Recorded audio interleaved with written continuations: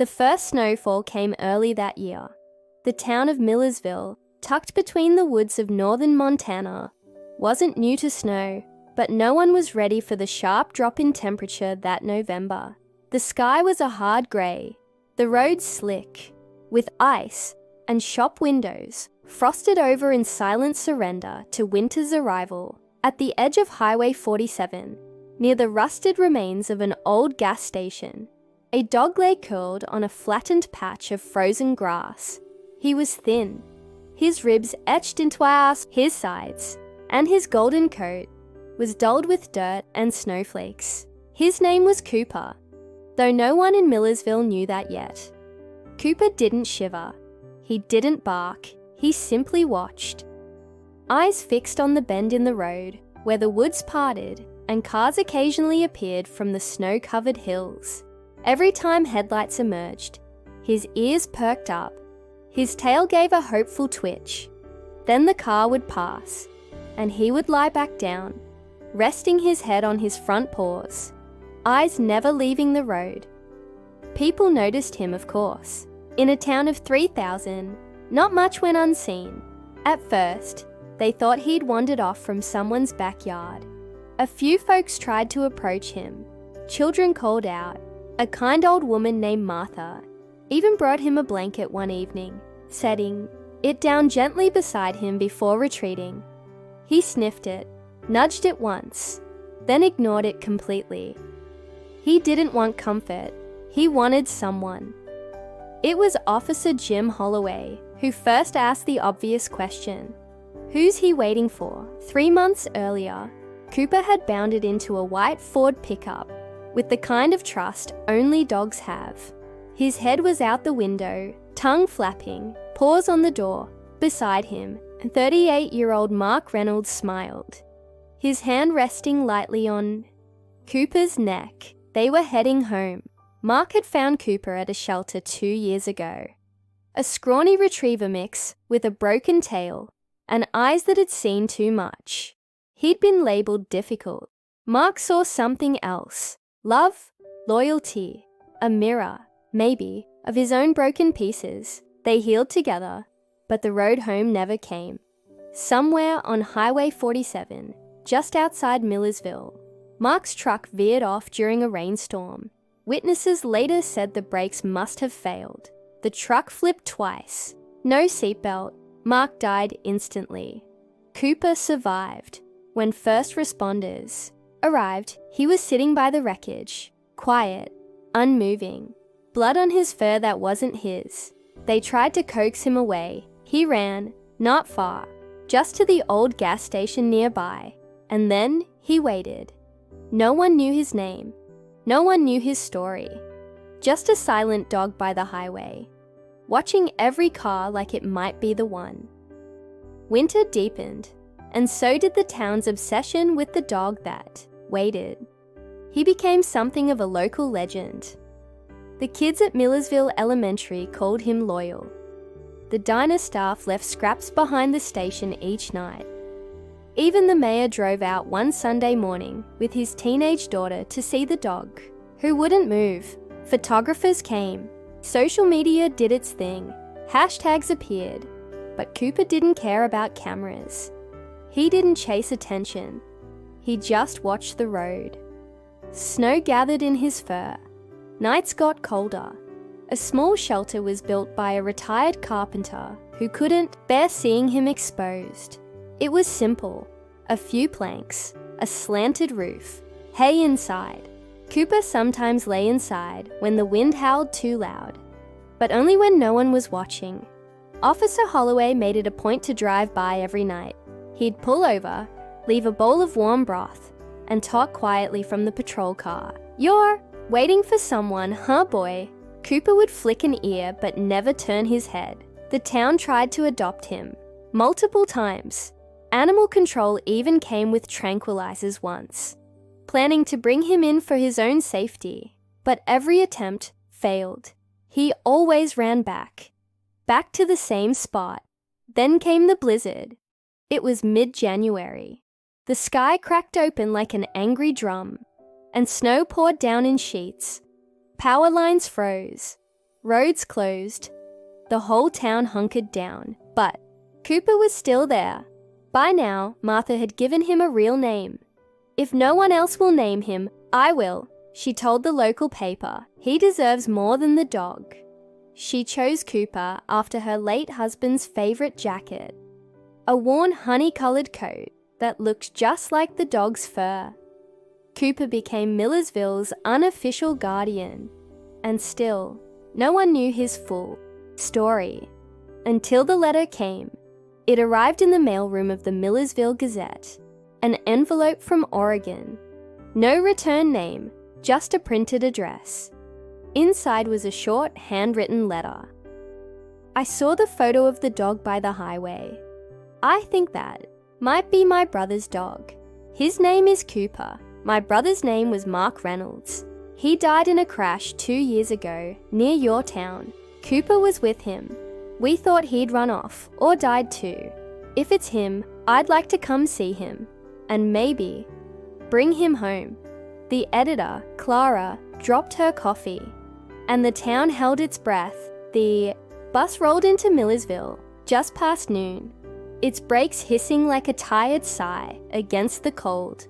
Only one passenger stepped off, a woman in her early 40s, wearing a forest green parka and clutching a worn leather satchel.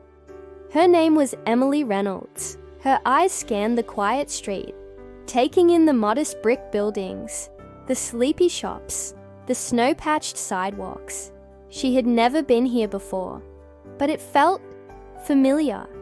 Maybe because her brother had died here. Maybe because his dog had never left. Clara from the Gazette met her at the bus stop, bundled in layers, holding a thermos, and trying not to stare too hard.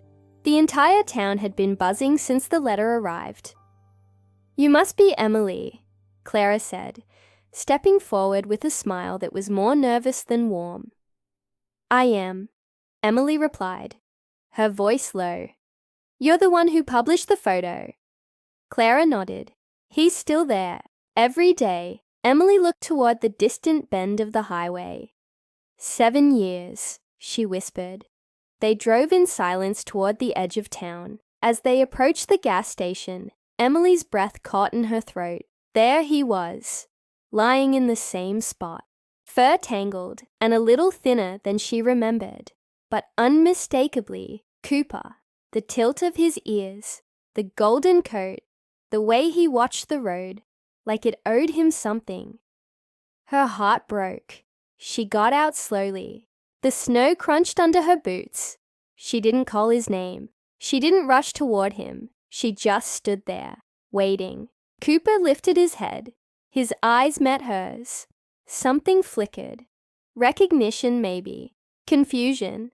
But then he stood up. He didn't bark, didn't growl. He just stared. Emily took a step closer. "Hey, buddy," she said softly. "It's me. It's Em. Remember?" Cooper's ears twitched, and then he backed away, just 2 steps, hesitant, not running, just unsure. Emily dropped to her knees. "I know. You're still waiting for him, aren't you?" Her voice trembled. "So am I." Tears spilled freely. The years she'd spent wondering, hoping Cooper had survived. The guilt of never coming to look sooner. "I'm sorry," she whispered. "I should have come. I should have found you." A soft whine. Cooper hadn't made a sound in years, but now he whined, low, sad, like a sound pulled from deep inside, and then slowly, he stepped forward. That night, Emily stayed at Martha's guest room. Cooper didn't follow her. He returned to his spot. The next morning, she tried again, brought him his favorite treat, peanut butter and apples, something Mark used to give him. Cooper sniffed it but didn't eat. He looked at her as if to say, "You're not him." Emily nodded, as if answering an unspoken question. "I know," she said, "but I'm still family." Each day she came back, she sat beside him, told him stories, read Mark's old letters out loud. Some nights, she cried. By the 4th day, Cooper began to eat. By the 7th, he let her touch him, but he never left the spot. It was like his soul was chained there, waiting. Emily met with Officer Holloway and Clara. She had an idea. I think he needs closure. Something that tells him it's okay to move on. They visited the accident site, now overgrown with brush and snow. She placed a small wooden sign by the road. In loving memory of Mark Reynolds, forever missed. Next to it, she laid one of Mark's old t-shirts and a photo of him with Cooper. Then she brought Cooper there. He resisted, at first. Then followed, tail low, cautious. When they reached the spot, he stopped, stared, sniffed the shirt, sat down, and for the first time in 7 years, he closed his eyes, not in sleep, but in peace, like he understood that this was goodbye. That night, Cooper didn't return to the gas station. He curled up on the porch of Martha's home, by Emily's boots, and stayed. The first morning Cooper woke up on Martha's porch. The sun had barely broken over the hills. Emily had left a blanket there, just in case. She hadn't expected him to stay, but he had. She opened the door gently and found him curled up beside her boots, snow melting off his fur. He opened one eye, watched her, then rested his head again. Not startled, not afraid, just tired. 7 years of waiting does that. She didn't speak, just sat beside him on the porch, sipping hot coffee while the town stirred awake around them. Cooper's eyes followed the occasional car that passed on the distant road.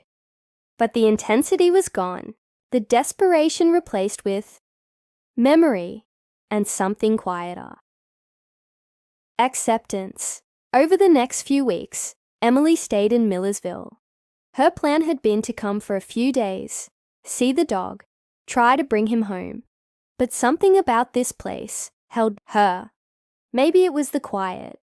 Maybe it was Martha's kindness. Maybe it was the fact that Cooper wasn't the only one trying to heal. Mark's death had left her hollow. Now she was beginning to feel again. She took Cooper on short walks, first, just around the block, then down to the lake.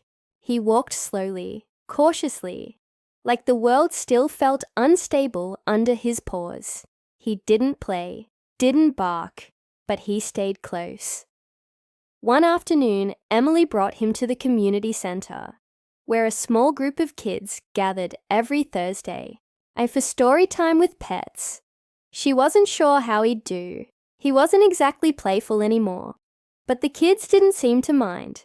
They sat around him in a circle, reading out loud, petting his fur, giggling at his twitching ears. Cooper didn't move much, but he stayed. One girl whispered, "He's the best listener." Maybe that's what grief teaches you. How to sit still and listen. One night, as a snowstorm whispered across the rooftops, Emily found Cooper in the living room, lying next to the fireplace. She was flipping through an old album of photos, some of her and Mark as kids, some with their parents, some from camping trips and summer fairs. She turned the page and found a photo of Mark and Cooper, the day he brought him home from the shelter. Cooper sat up. He stared at the photo, nose twitching, and then he rested his head on Emily's lap. She didn't speak, just ran her fingers through his fur and let the tears fall. That night, he slept beside her bed, not on the porch, not by the door. Inside, word spread quickly in Millersville. The waiting dog finally left the road, people said. Kids waved at him when they saw him.